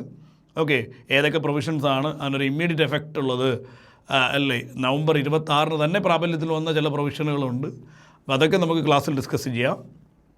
അപ്പോൾ ഇത് നിലവിൽ വന്നത് 1950 ജനുവരി 26 ഓക്കെ, അടുത്ത ക്വസ്റ്റ്യനിലേക്ക് കിടക്കുകയാണ്. Who among the following was the Anglo Indian representative in the Indian constituent assembly. വളരെ മനോഹരമായൊരു ചോദ്യമാണ്. ഫുഡ് സേഫ്റ്റി ഓഫീസർ ചോദിച്ചതാണ് 2020 question code 29. Food safety officer എന്ന് പറയുന്ന തസ്തികയ്ക്ക് ചോദിച്ച ചോദ്യമാണ്. Anglo Indian representative in the constituent assembly ആരാണ്? Morris Jones. നിങ്ങൾക്കറിയാം, ഈ പേരുകളൊക്കെ നിങ്ങൾക്ക് പരിചയമാണ്. അപ്പം നിങ്ങൾക്ക് ഇതിലൊരു കൺഫ്യൂഷൻ വരുന്നത്, KM മുൻഷി ആംഗ്ലോ ഇന്ത്യൻ അല്ല എന്ന് നിങ്ങൾക്കറിയാം, സർദാർ വല്ലഭായ് പട്ടേലും ആംഗ്ലോ ഇന്ത്യൻ അല്ല എന്നറിയാം. അപ്പോൾ പിന്നെ സംശയം വരുന്നത് മോറിസ് ജോൺസും ഫ്രാങ്ക് ആൻ്റണിയുമാണ്. അപ്പോൾ മോറിസ് ജോൺസിനെ നിങ്ങൾ salient features of the Indian constitution പഠിക്കുമ്പോഴത്തേക്ക് കേട്ടിട്ടുള്ള പേരാണ്. നമുക്ക് അടുത്തൊരു ചോദ്യത്തിലേക്ക് അദ്ദേഹത്തിൻ്റെ പേര് വരുന്നുണ്ട്. അപ്പോൾ നമുക്ക് അദ്ദേഹത്തെക്കുറിച്ച് പഠിക്കാം. അപ്പോൾ ഇതിൽ ആൻസർ നിങ്ങൾക്ക് ഏകദേശം പിടികിട്ടി കഴിഞ്ഞു. ഫ്രാങ്ക് ആൻ്റണിയാണ് ഇന്ത്യൻ ഭരണഘടനാ നിർമ്മാണ സഭയിലെ ആംഗ്ലോ ഇന്ത്യൻ പ്രതിനിധിയായിരുന്നത്. Anglo Indian representative. അദ്ദേഹം റെപ്രസെൻ്റ് ചെയ്ത സെൻട്രൽ പ്രൊവിൻസ് ആൻഡ് ബെരാർ എന്ന് പറയുന്ന ആ ഒരു പ്രൊവിൻസിൽ നിന്ന്, സെൻട്രൽ പ്രൊവിൻസ്, അവിടെ നിന്നാണ് അദ്ദേഹം ഇന്ത്യൻ ഭരണഘടനാ നിർമ്മാണ സഭയിലേക്ക് എത്തിയിരിക്കുന്നത്. അപ്പോൾ അദ്ദേഹമായിരുന്നു ആംഗ്ലോ ഇന്ത്യൻ റെപ്രസെൻറ്റേറ്റീവ് എന്ന് പറയുന്നത്. ഇനി ഇദ്ദേഹത്തിൻ്റെ പ്രത്യേകത നോക്കുകയാണെങ്കിൽ അദ്ദേഹം Anglo Indian representative in the Indian constituent അസംബ്ലിയുമായിരുന്നു. ഇന്ത്യൻ ഭരണഘടനാ നിർമ്മാണ സഭയിലെ ആംഗ്ലോ ഇന്ത്യൻ റെപ്രസെൻറ്റേറ്റീവ് ആയിരുന്നു. അതുകൂടാതെ Frank Anthony along with A.E.T. Barrow were the Anglo Indian representation in the first Lok Sabha. Okay, first Lok Sabha, ആദ്യ ലോകസഭയിലെ ആംഗ്ലോ ഇന്ത്യൻ റെപ്രസെൻറ്റേറ്റീവ്സ് 2 പേരായിരുന്നു. അതിപ്പോൾ ഇല്ല. അപ്പോൾ അത് നമ്മൾ 2019 റിപ്പീൽ ചെയ്തിട്ടുണ്ട്. അപ്പോൾ അങ്ങനെ ഒരു പ്രൊവിഷൻ ഇപ്പോൾ ഇല്ല, ഈ Anglo Indian representatives in Lok Sabha. അപ്പോൾ ആദ്യ ലോകസഭയിൽ ഈ ഫ്രാങ്ക് ആൻ്റണിയോടൊപ്പം A.E.T. ബാരോയും ഇവർ 2 പേരുമായിരുന്നു ലോക്സഭയിൽ, ആദ്യ ലോകസഭയിലെ ആംഗ്ലോ ഇന്ത്യൻ റെപ്രസെൻറ്റേറ്റീവ്സ്. ഓക്കെ, അപ്പോൾ ഇദ്ദേഹം കോൺസ്റ്റിറ്റ്യൂവൻ്റ് അസംബ്ലിയിൽ ആംഗ്ലോ ഇന്ത്യൻ റെപ്രസെൻറ്റേറ്റീവ് ആയിരുന്നു. അതുകൊണ്ട് he actively represented the interest of the Anglo Indian community and contributed to debates on minority rights. അദ്ദേഹം ആംഗ്ലോ ഇന്ത്യൻ സമുദായത്തിനും അതുപോലെ ന്യൂനപക്ഷ സമുദായങ്ങൾക്കും വേണ്ടി കൃത്യമായിട്ടുള്ള ഇടപെടലുകൾ നടത്തിയിട്ടുള്ള ആളാണ്, ഭരണഘടനാ നിർമ്മാണ സഭയിലാണെങ്കിലും ഫസ്റ്റ് ലോക്സഭയിലാണെങ്കിൽ പോലും. ഓക്കെ, അപ്പോൾ ഇതാണ് ആദ്യ ലോക്സഭയിലെ ആംഗ്ലോ ഇന്ത്യൻ പ്രതിനിധികൾ എന്ന് പറയുന്നത്. Frank ആൻ്റണിയും A.E.T. ബാരോയുമാണ്. A.E.T. ബാരോ അതുപോലെ ഫ്രാങ്ക് ആൻ്റണിയാണ് ഇന്ത്യൻ ഭരണഘടനാ നിർമ്മാണ സഭയിലെ ആദ്യത്തെ ആംഗ്ലോ ഇന്ത്യൻ ആംഗ്ലോ ഇന്ത്യൻ പ്രതിനിധി എന്ന് പറയുന്നത്. ഓക്കെ, അടുത്ത ചോദ്യത്തിലേക്ക് കിടക്കാം നമുക്ക്. ഇന്ത്യ റിപ്പബ്ലിക് ആയതെന്ന്, വെരി സിമ്പിൾ ക്വസ്റ്റ്യൻ അല്ലേ? ഏത് കൊച്ചു കുട്ടികൾക്ക് പോലും അറിയുന്നൊരു ചോദ്യമാണ്. പക്ഷേ LP school teacher 2020 LP school ടീച്ചറിൽ ചോദിച്ചൊരു ചോദ്യമാണ് അല്ലേ? ഇന്ത്യ റിപ്പബ്ലിക് ആയത്, ഇന്ത്യ റിപ്പബ്ലിക് ആയതെന്നാണ്. ഇന്ത്യ റിപ്പബ്ലിക് ആയതെന്ന് പറയുന്നത്, ഈ റിപ്പബ്ലിക് എന്ന് പറഞ്ഞു കഴിഞ്ഞാൽ എന്താണ്? ഒരു തിരഞ്ഞെടുക്കപ്പെട്ട രാഷ്ട്രത്തലവൻ ആകുമ്പോഴാണ് നമ്മളതിനെ റിപ്പബ്ലിക് എന്ന് പറയുന്നത്. ഓക്കെ, ഇന്ത്യൻ ഭരണഘടന നിലവിൽ വന്നപ്പോൾ ഇന്ത്യയുടെ ആമുഖത്തിൽ തന്നെ നമ്മൾ ഇന്ത്യയെ എങ്ങനെയാണ് വിഭാവന ചെയ്തത്? Sovereign democratic republic. അതായത് ഇന്ത്യ എന്ന് പറയുന്ന രാഷ്ട്രത്തിൻ്റെ പൊളിറ്റി, ടൈപ്പ് ഓഫ് പൊളിറ്റി എന്ന് പറയുന്നത്, അല്ലെങ്കിൽ അതിൻ്റെ രാഷ്ട്രീയത്തിൻ്റെ ടൈപ്പ്, ഏത് ടൈപ്പിൽപ്പെട്ട രാഷ്ട്രീയമാണ് ഇന്ത്യക്കുള്ളത് എന്ന് നമ്മൾ ഇന്ത്യൻ ഭരണഘടനയുടെ ആമുഖത്തിൽ തന്നെ നമ്മൾ വ്യക്തമാക്കിയിട്ടുണ്ട്. അപ്പോൾ ഇന്ത്യൻ ഭരണഘടന നിലവിൽ വന്ന അതേ ദിവസം തന്നെ നമ്മൾ ഇന്ത്യ ഒരു റിപ്പബ്ലിക് മാത്രമല്ല, നമ്മൾ അന്ന് സോവറിൻ ഡെമോക്രാറ്റിക് റിപ്പബ്ലിക് ആയിട്ടാണ് ഇന്ത്യ എന്ന് പറയുന്ന രാഷ്ട്രത്തെ നമ്മളന്ന് വിഭാവന ചെയ്ത് അംഗീകരിച്ചത്. അപ്പോൾ ഇന്ത്യ റിപ്പബ്ലിക് ആയത് എന്നൊന്ന് ചോദിച്ചു കഴിഞ്ഞാൽ, ഇന്ത്യ റിപ്പബ്ലിക് ആയത് 1950 ജനുവരി 26 ഇന്ത്യയുടെ ഭരണഘടന നിലവിൽ വന്നു. ഇന്ത്യക്ക് തിരഞ്ഞെടുക്കപ്പെട്ട ഒരു രാഷ്ട്രത്തലവനായി. ഇന്ത്യയുടെ ഭരണഘടനയുടെ ആമുഖത്തിൽ തന്നെ ഇന്ത്യ ഒരു പരമാധികാര ജനാധിപത്യ റിപ്പബ്ലിക്കായിട്ട് നമ്മൾ അംഗീകരിക്കുകയും ചെയ്തു. ഓക്കെ, നമ്മൾ നോക്കാം. ഇന്ത്യ റിപ്പബ്ലിക് ആയത് 1950 ജനുവരി 26 അന്നാണ് ഗണതന്ത്ര ദിനം എന്ന് പറഞ്ഞാൽ ഗണതന്ത്ര ദിവസ് എന്ന് നമ്മൾ ഹിന്ദിയിൽ റിപ്പബ്ലിക് ഡേ പറയുന്നുണ്ട്, ഗണതന്ത്ര ദിവസ്. അപ്പം അതിൻ്റെ ഒരു മലയാളമാണ് ഗണതന്ത്ര ദിനം, റിപ്പബ്ലിക് ഡേ ആചരിക്കുന്നു. ഈ ദിവസം ഇന്ത്യയുടെ ഭരണഘടന പ്രാബല്യത്തിൽ വന്നു. ഞാൻ നേരത്തെ പറഞ്ഞതുപോലെ ഇന്ത്യയുടെ ഭരണഘടന നിലവിൽ വന്നത് 1950 ജനുവരി 26 ഇന്ത്യ ഔദ്യോഗികമായി പരമാധികാര എന്ന് പറഞ്ഞാൽ സോവറിൻ, ദെൻ ജനാധിപത്യ ഡെമോക്രാറ്റിക് റിപ്പബ്ലിക് അല്ലേ? ഇന്ത്യൻ ഭരണഘടന നിലവിൽ വന്നപ്പോൾ ഇന്ത്യയുടെ ഭരണഘടനയുടെ ആമുഖത്തിൽ തന്നെ സോവറിൻ ഡെമോക്രാറ്റിക് റിപ്പബ്ലിക്, പരമാധികാര ജനാധിപത്യ റിപ്പബ്ലിക്കായിട്ട് ഇന്ത്യയെ നമ്മൾ അംഗീകരിക്കാനുണ്ടായത്. ഓക്കെ, പിന്നീട് അത് 1976 42 ഭരണഘടനാ ഭേദഗതി പ്രകാരം പ്രിയാമ്പിളിൽ നമ്മൾ സോഷ്യലിസ്റ്റും സെക്കുലാറും കൂടെ സ്ഥിതി സമത്വ മതേതര എന്ന് പറയുന്ന 2 വാക്കുകളോട് ചേർത്തിട്ടുണ്ട്. അത് പിന്നീടുള്ള കാര്യമാണ്. ഓക്കെ, അപ്പോൾ അത്തരത്തിലൊരു ചോദ്യം നമുക്ക് ഈ സീരീസിൽ വരുമ്പോൾ അതിനെക്കുറിച്ച് നമുക്ക് എക്സ്പ്ലെയിൻ ചെയ്യാം. ഓക്കെ, 49 നവംബർ 26-നാണ് ഭരണഘടനാ നിർമ്മാണ സഭ ഇന്ത്യൻ ഭരണഘടന ഔദ്യോഗികമായി സ്വീകരിച്ചത്. ഞാൻ നേരത്തെ പറഞ്ഞതുപോലെ ഇന്ത്യൻ ഭരണഘടന നമ്മൾ സ്വീകരിച്ചത്, ഭരണഘടനാ നിർമ്മാണ സഭ അത് അംഗീകരിച്ച് സ്വീകരിച്ച് അഡോപ്റ്റ് ചെയ്യുന്നത്, അത് പ്രിയാമ്പിളിൽ തന്നെ കൊടുത്തിട്ടുണ്ട്, ആമുഖത്തിൽ തന്നെ കൊടുത്തിട്ടുണ്ട്. എന്ത്? ഈ ദിവസം, ഏത് ദിവസം? 1949 നവംബർ 26-ന് നമ്മളിതിനെ അഡോപ്റ്റ് ചെയ്യുന്നു. ഇനാക്ട് ആൻഡ് അഡോപ്റ്റ് എന്നാണ് പ്രിയാമ്പിളിൽ പറയുന്നത്. ഓക്കെ, അപ്പോൾ സ്വീകരിച്ച ദിവസം അല്ലെങ്കിൽ അഡോപ്റ്റ് ചെയ്ത ദിവസം എന്ന് പറയുന്നത് 49 നവംബർ 26-ആണ്. ഈ ദിവസത്തെ നമ്മൾ എന്ത് ചെയ്യുന്നു? നിലവിൽ എന്തായിട്ടാണ് ആചരിക്കുന്നത്?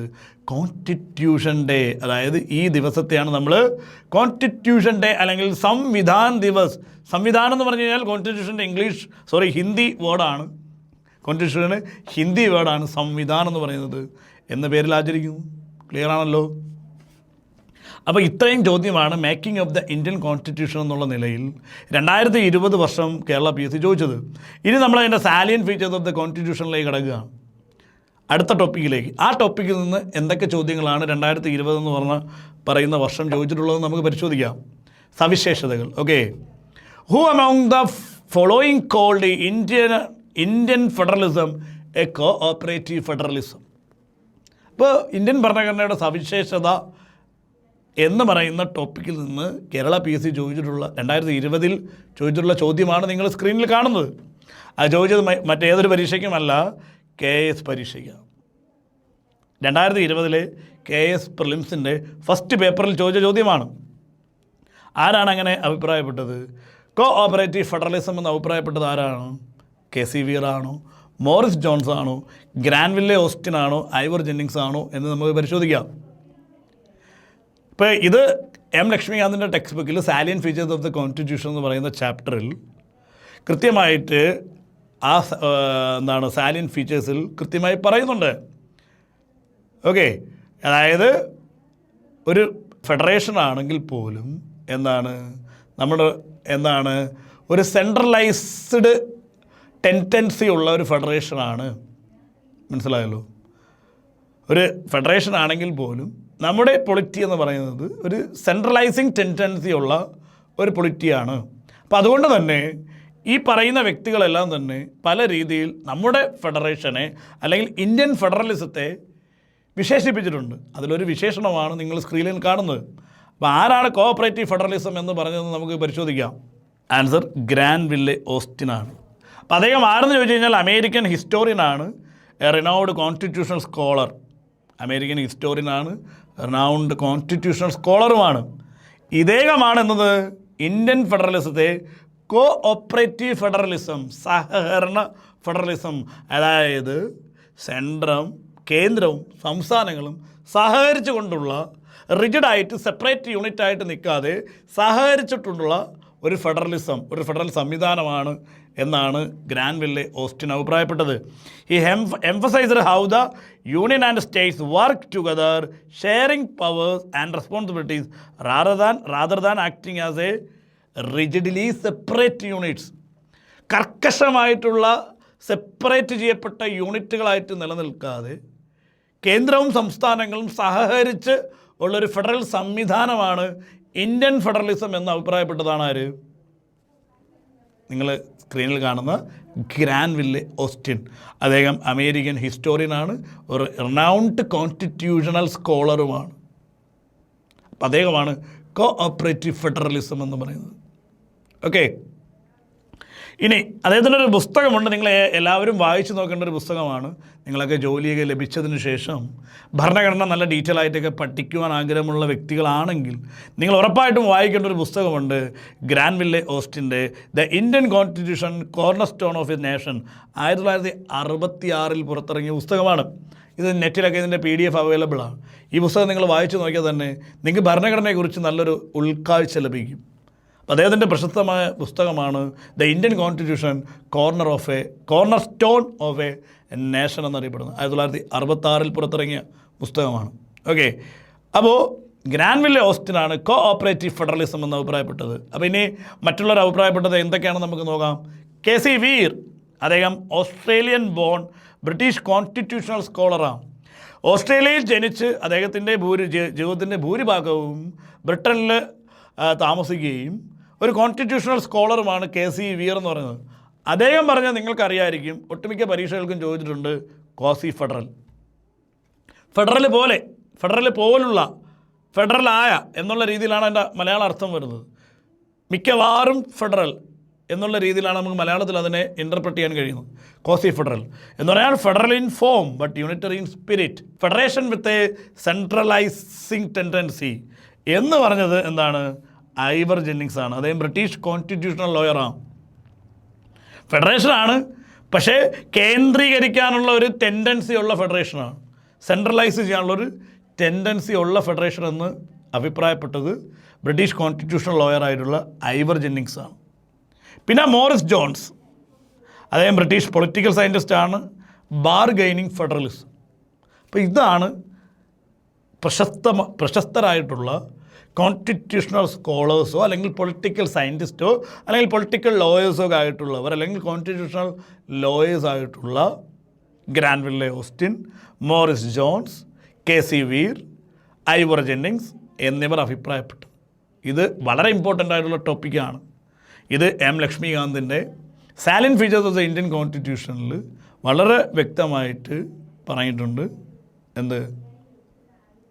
ഫെഡറേഷൻ വിത്ത് സെൻട്രലൈസിങ് ടെൻഡൻസി, അല്ലെങ്കിൽ ഒരു സെൻട്രലൈസ് ചെയ്യാനുള്ള ഒരു ബയസ്ഡ് ആയിട്ടുള്ള ഒരു ഭരണഘടനയാണ് ഇന്ത്യൻ ഭരണഘടന എന്നുള്ള രീതിയിൽ അവിടെ സവിശേഷത പറഞ്ഞിട്ടുണ്ട്.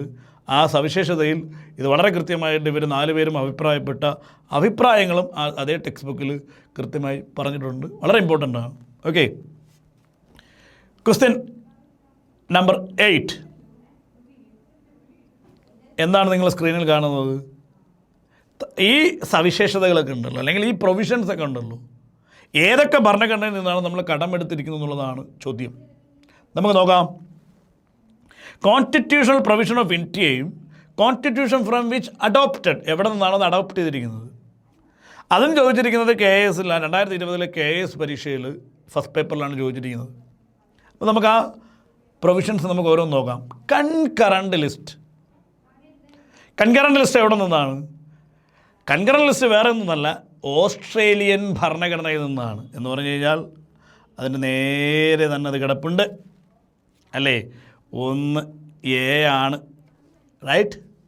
ഇനി suspension of fundamental rights during emergency provisions അല്ല, എമർജൻസി സമയത്ത് മൗലിക അവകാശങ്ങൾ റദ്ദ് ചെയ്യുന്ന ആ provision, suspension of fundamental rights during emergency, അതെവിടെ നിന്നാണ്?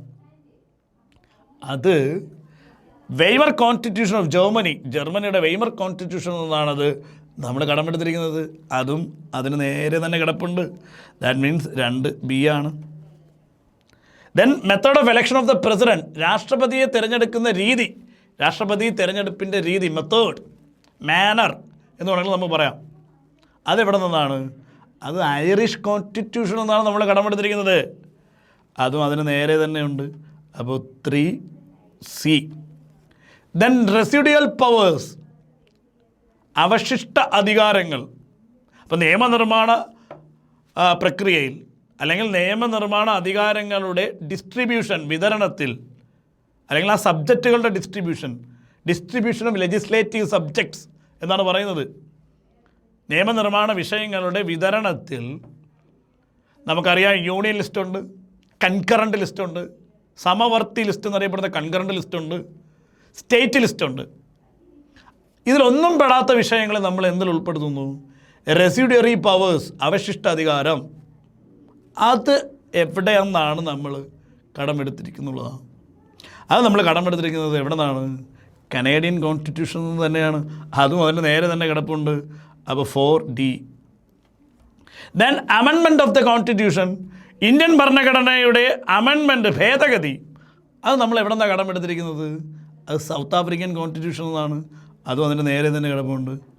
അപ്പോൾ ഇതെല്ലാം നേരെ തന്നെ കിടപ്പുണ്ട്. 1A, 2B, 3C, 4D, 5E എന്ന് പറഞ്ഞാൽ ഓപ്ഷൻ C ആണ് ആൻസർ. നമുക്ക് ഓരോ രാജ്യങ്ങളുടെ ഭരണഘടനയിൽ നിന്ന് കടമെടുത്തതും നമുക്ക് പരിശോധിക്കാം. Irish constitution, directive principles of state policy. ഞാൻ ആർട്ടിക്കിൾസും കൂടെ നിങ്ങൾക്ക് പറഞ്ഞു തരാം അല്ലേ. DPSP എന്ന് പറയുന്നത് ഭാഗം 4 ആർട്ടിക്കിൾ 36 മുതൽ 51 വരെയുള്ള ആർട്ടിക്കിൾസ് ഉൾക്കൊള്ളുന്ന DPSP ആർട്ടിക്കിൾ 36 മുതൽ 51 വരെയുള്ള ഭാഗം 4 അനുച്ഛേദങ്ങളിൽ പറയുന്ന രാഷ്ട്രനയത്തിൻ്റെ നിർദ്ദേശക തത്വങ്ങൾ. ഇതെവിടെ പറഞ്ഞിരിക്കുന്നത്? ഭാഗം 4 അനുച്ഛേദം 36 മുതൽ 51 വരെയാണ്. ഇത് നമ്മൾ കടമെടുത്തിരിക്കുന്നത്, ഈ ഒരു ആശയം നമ്മൾ കടമെടുത്തിരിക്കുന്നത് ഐറിഷ് കോൺസ്റ്റിറ്റ്യൂഷനിൽ നിന്നാണ്. നോമിനേഷൻ ഓഫ് മെമ്പേഴ്സ് ടു രാജ്യസഭയിലേക്ക് രാഷ്ട്രപതി മെമ്പേഴ്സിനെ നോമിനേറ്റ് ചെയ്യുന്നുണ്ട്. 12 അംഗങ്ങളെ നോമിനേറ്റ് ചെയ്യുന്നുണ്ട്. ആർട്ടിക്കിൾ പറയുകയാണെങ്കിൽ 80 close A close 1 sub clause A 81A. നിങ്ങൾ ഈ ക്ലാസ് കണ്ടതിന് ശേഷം ഭരണഘടനയുടെ അതത് അനുച്ഛേദങ്ങൾ നിങ്ങൾ നോക്കുക, അത് തന്നെയാണോ എന്ന് ഉറപ്പുവരുത്തുക. അപ്പോൾ article 80 clause 1 sub clause A 81A പറയുന്ന nomination of members to Rajya Sabha, അതും ഐറിഷ് കോൺസ്റ്റിറ്റ്യൂഷനിൽ നിന്നാണ്.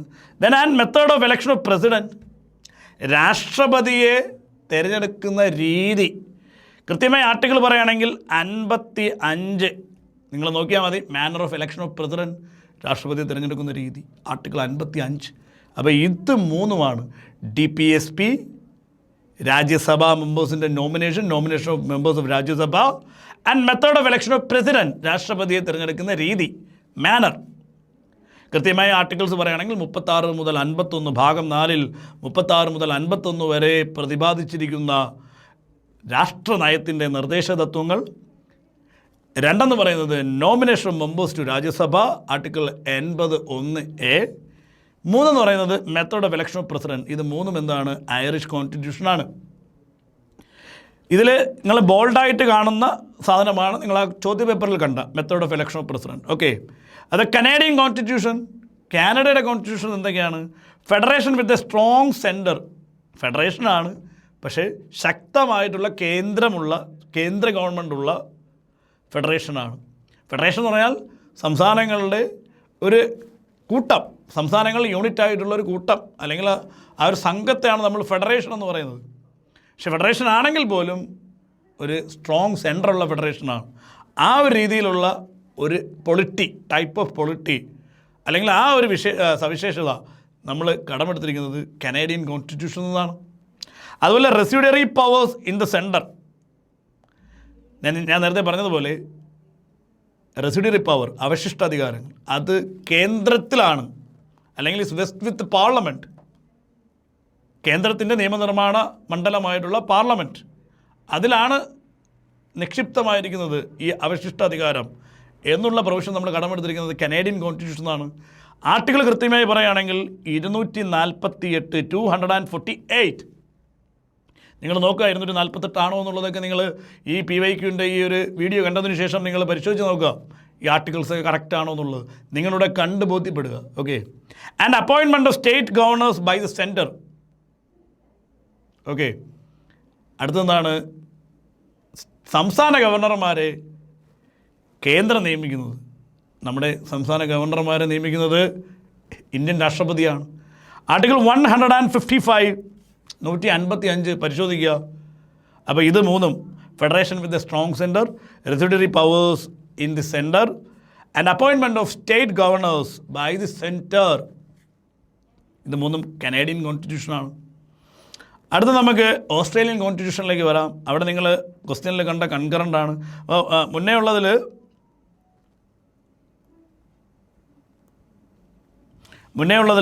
ഈ ബോൾഡായിട്ട് കാണുന്നതാണ് നിങ്ങൾ ആ ക്വസ്റ്റ്യനിലുള്ള റെസിഡ്യൂറി പവേഴ്സ്. ഓക്കെ, അടുത്ത ഓസ്ട്രേലിയൻ കോൺസ്റ്റിറ്റ്യൂഷൻ കൺകറൻറ്റ് ലിസ്റ്റ്, അതാണ് ചോദ്യത്തിലുണ്ടായിരുന്നത്, അതാണ് അത് ബോൾഡായിട്ട് കൊടുത്തിരിക്കുന്നത്. ഓക്കെ, കൺകറൻറ്റ് ലിസ്റ്റ് എവിടെയാണ് വരുന്നത്? 246 ക്ലോസ് 2, 246 ക്ലോസ് 2, 246(2) എന്ന് പറയുന്ന അനുച്ഛേദം നിങ്ങൾ പരിശോധിച്ച് കഴിഞ്ഞാൽ കൺകറൻറ്റ് ലിസ്റ്റ് കാണാൻ പറ്റും. അതുമായി ബന്ധപ്പെട്ട അനുച്ഛേദം സമവർത്തി ലിസ്റ്റ് എന്ന് മലയാളത്തിൽ പറയും, അത് ഓസ്ട്രേലിയൻ കോൺസ്റ്റിറ്റ്യൂഷനാണ്. Then freedom of trade, commerce and intercourse, അതായത് വ്യാപാരം, വാണിജ്യം, പരസ്പര സമ്പർക്കം, അതിനുള്ള സ്വാതന്ത്ര്യം. അത് പാർട്ട് 13 ഭാഗം 13 ആർട്ടിക്കിൾ 301, പർട്ടിക്കുലർലി 301 ആണ്, പക്ഷേ 307 വരെയും നമുക്ക് വേണമെങ്കിൽ പരിഗണിക്കാം. പർട്ടിക്കുലർലി 301 ആണ് അതിൻ്റെ കറസ്പോണ്ടിങ് ആർട്ടിക്കിൾ. ഭാഗം 13 ആർട്ടിക്കിൾ 301 to 307, 301 മുതൽ 307 വരെയുള്ള അനുച്ഛേദങ്ങൾ.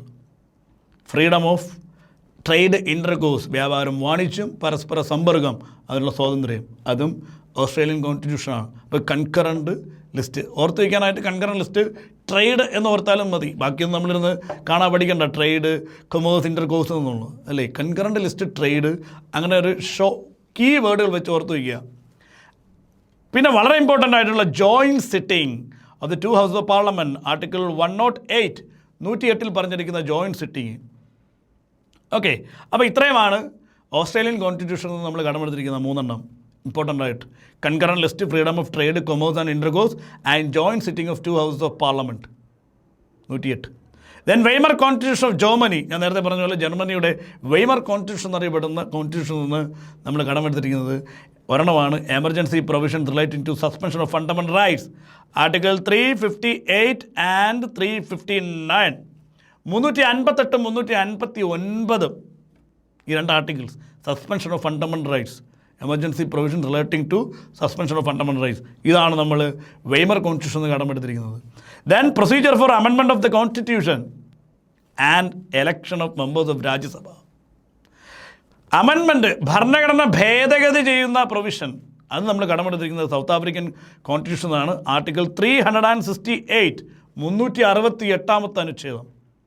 അതുപോലെ തന്നെ election of members of Rajya Sabha, Rajya Sabha അംഗങ്ങളുടെ എലക്ഷൻ എങ്ങനെയാണെന്നുള്ളത് ആർട്ടിക്കിൾ 80 തന്നെയാണ്. നിങ്ങൾ പരിശോധിച്ചാൽ മതി, ആർട്ടിക്കിൾ 80 തന്നെയാണ് രാജ്യസഭ അംഗങ്ങളെ എങ്ങനെയാണ് എലക്ട് ചെയ്യുന്നതെന്നതും ആർട്ടിക്കിൾ 80 തന്നെ പറയുന്നുണ്ട്. 368ഉം 80ഉം. ഓക്കെ, അപ്പോൾ ഇത്രയുമാണ് നമുക്ക് ഈ ചോദ്യവുമായി ബന്ധപ്പെട്ട് കടമെടുത്തിരിക്കുന്ന, അല്ലെങ്കിൽ നമ്മൾ ഏത് ഭരണഘടനയിൽ നിന്നാണ് ഈ വ്യവസ്ഥ അല്ലെങ്കിൽ ഈ ആശയം നമ്മൾ കടമെടുത്തിരിക്കുന്നത് എന്നുള്ളത് നമ്മൾ പരിശോധിച്ച് കഴിഞ്ഞു. അടുത്ത ചോദ്യത്തിലേക്ക് കടക്കുകയാണ്. The most profound influence and material source of the constitution of India. Indian ഭരണഘടനയെ സ്വാധീനിച്ച ഏറ്റവും വലിയ സോഴ്സ് എന്താണ്, അല്ലെങ്കിൽ ഏറ്റവും കൂടുതൽ നമ്മൾ കടപ്പെട്ടിരിക്കുന്നത് ഏത് സോഴ്സ് എന്നുള്ളതാണ്. Very simple question. നമ്മൾ ഏറ്റവും കൂടുതൽ കടപ്പെട്ടിരിക്കുന്നത് ഗവൺമെൻറ് ഓഫ് ഇന്ത്യ ആക്ട് 1935 ആണ്. അതും KS ചോദിച്ച ചോദ്യമാണ്. Government of India act 1935. അപ്പോൾ അതിൽ നിന്ന് എന്തൊക്കെയാണ് നമ്മൾ ഉൾക്കൊണ്ടിരിക്കുന്നത് അല്ലെങ്കിൽ കടമെടുത്തിരിക്കുന്നത് നമുക്ക് നോക്കാം. The structural part of the constitution, ഭരണഘടനയുടെ സ്ട്രക്ചർ ഉണ്ടല്ലോ, അതിൻ്റെ ഘടന, അതിൻ്റെ ഘടനാപരമായിട്ടുള്ള എല്ലാം തന്നെ നമ്മൾ കടമെടുത്തിരിക്കുന്നത് എന്താണ്, to large extent derived from the government of India act 1935. അതിൻ്റെ ഒരു സ്ട്രക്ചർ നമ്മൾ കടമെടുത്തിരിക്കുന്നത് 1935, 1935 ഗവൺമെൻറ് ഓഫ് ഇന്ത്യ ആക്ടിൽ നിന്നാണ്. അന്ന് നിന്നും കടമെടുത്തിരിക്കുന്ന കീ ഫീച്ചേഴ്സ് എന്തൊക്കെയാണെന്ന് നമുക്ക് നോക്കാം. ഫെഡറൽ സ്കീം, ഒരു ഫെഡറൽ ഗവൺമെൻറ് അല്ലെങ്കിൽ ഫെഡറൽ സ്കീം എന്നുള്ള രീതിയിൽ ഒരു ഫെഡറൽ സ്ട്രക്ചർ നമ്മൾ കടമെടുത്തിരിക്കുന്നത് 1935 ആക്ടിൽ നിന്നാണ്. ഓഫീസ് ഓഫ് ഗവർണർ, ഗവർണറുടെ ഉദ്യോഗം, then judiciary, then public service commission, emergency provisions. വളരെ ശ്രദ്ധിക്കുക, emergency provisions related to suspension of fundamental rights അല്ല, അത് നമ്മൾ കടമെടുത്തിരിക്കുന്നത് എവിടെ നിന്നാണ്, വെയ്മർ കോൺസ്റ്റിറ്റ്യൂഷൻ ഓഫ് ജർമ്മനിയാണ്. മനസ്സിലായല്ലോ. അപ്പോൾ തിരിഞ്ഞു പോകരുത്, അത് എമർജൻസി സമയത്ത് ഫണ്ടമെൻ്റൽ റൈറ്റ്സ് സസ്പെൻഡ് ചെയ്യുന്നതാണ് ജർമ്മനിയുടെ വെയ്മർ കോൺസ്റ്റിറ്റ്യൂഷൻ നമ്മൾ കടമെടുത്തിരിക്കുന്നത്. എന്നാൽ എമർജൻസി പ്രൊവിഷൻസ് കടമെടുത്തിരിക്കുന്നത് 1935 ഗവൺമെൻറ് ഓഫ് ഇന്ത്യ ആക്ടിൽ നിന്നാണ്. Okay, then advisory jurisdiction of the supreme court, article 143.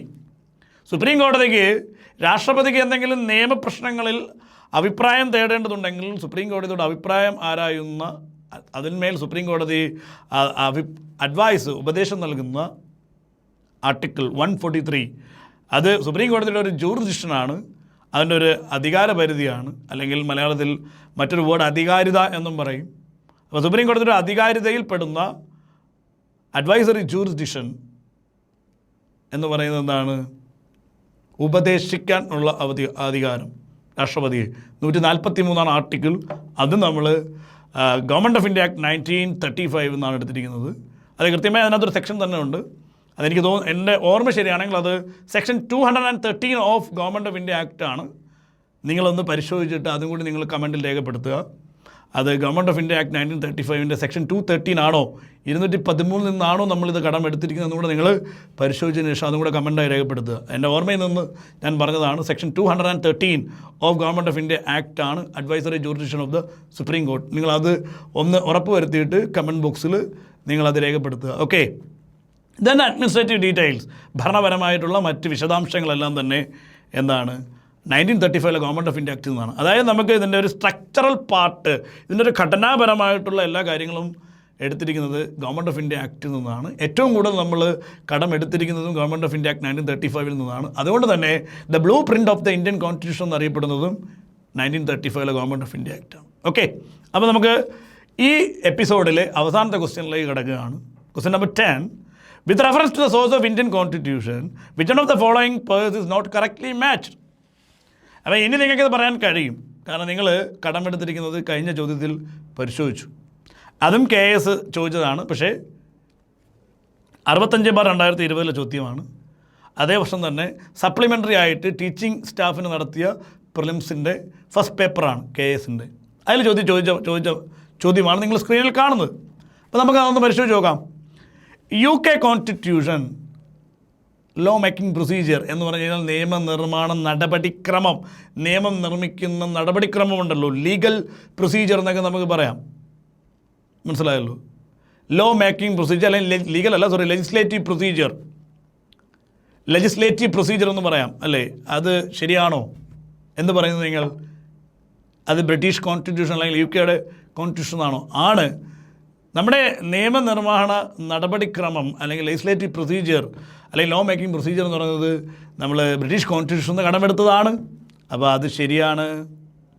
Canadian constitution നമ്മളിന്ന് മുന്നേ ചോദ്യത്തിൽ നോക്കി. ഇനി നിങ്ങൾ വളരെ സിമ്പിളായിട്ട് പറയും കനേഡിയൻ കോൺസ്റ്റിറ്റ്യൂഷൻ എന്താണ് നമ്മൾ കടമെടുത്തിരിക്കുന്നുള്ളത്.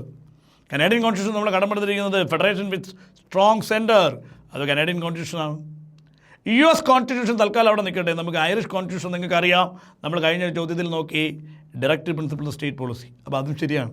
അപ്പോൾ ഇനിയിപ്പോൾ തെറ്റ് പിടികിട്ടി കാണും. അപ്പോൾ ഇതാണ് ആൻസർ.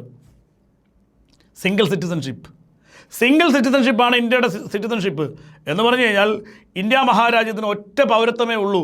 നമുക്കിപ്പോൾ കേരള പൗരൻ, തമിഴ്നാട് പൗരൻ, അതോടൊപ്പം ഇന്ത്യൻ പൗരൻ എന്നൊരു സംവിധാനമില്ല.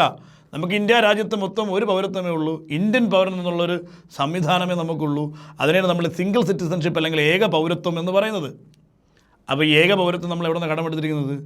അത് കടമെടുത്തിരിക്കുന്നത് US കോൺസ്റ്റിറ്റ്യൂഷൻ അല്ല. കാരണം അവർക്ക് ഡ്യുവൽ സിറ്റിസൺഷിപ്പാണ്, ഇരട്ട പൗരത്വമാണ് അവർക്കുള്ളത്. അവർക്ക് സംസ്ഥാനങ്ങളിലും പൗരനായിരിക്കും, അതുപോലെ എമ്പാടുമുള്ള ആ രാജ്യത്തിൻ്റെ പൗരനുമായിരിക്കും. അപ്പോൾ സിംഗിൾ സിറ്റിസൺഷിപ്പ് നമ്മൾ കടമെടുത്തിരിക്കുന്നത് ബ്രിട്ടീഷ് കോൺസ്റ്റിറ്റ്യൂഷൻ നിന്നാണ്, അല്ലെങ്കിൽ UKയുടെ കോൺസ്റ്റിറ്റ്യൂഷൻ നിന്നാണ്. അപ്പോൾ നമുക്ക് ഈ രാജ്യങ്ങളിൽ നിന്നൊക്കെ കടമെടുത്തിരിക്കുന്നത് എന്തൊക്കെയാണെന്ന് നോക്കാം. അപ്പോൾ option C is not correctly matched. The US has dual citizenship and India has single citizenship. USന് സിംഗിൾ സിറ്റിസൺഷിപ്പ് അല്ല, ഡ്യുവലാണ്. നമുക്ക് സിംഗിളാണ്. Single citizenship is borrowed from the British constitution. Clear?